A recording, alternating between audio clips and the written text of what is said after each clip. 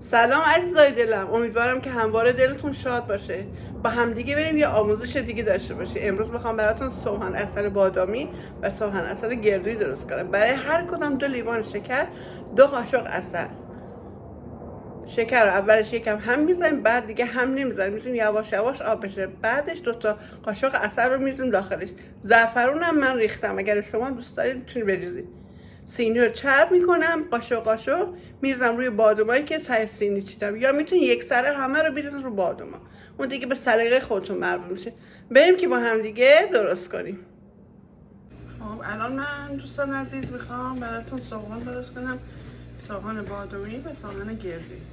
الان شکر گذاشتم که داغ بشه، گرم بشه، آب بشه. بعد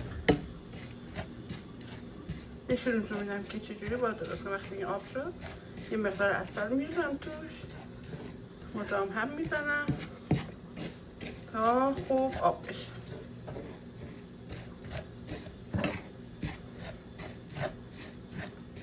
بعد ظرفمون رو که میخوام اینها رو بذاریم توش چرب میکنم. من با کره چرب کردم.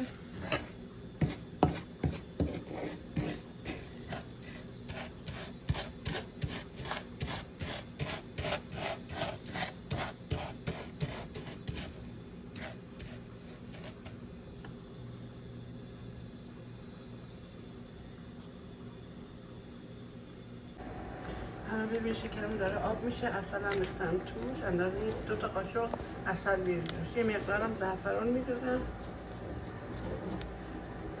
به خاطر عطرش شدیم.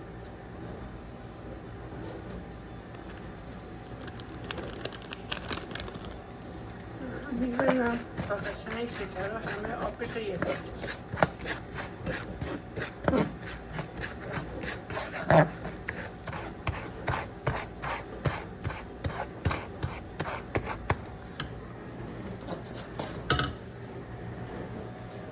بادامام هم جور چیدم، بعد قاشق قاشق بردارم میرزم سر بادامام.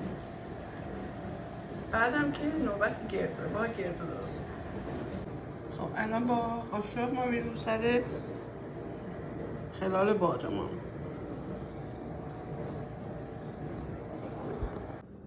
خب دوستان عزیزم، سوهان عسل بادامی و گردویی ما آماده شد.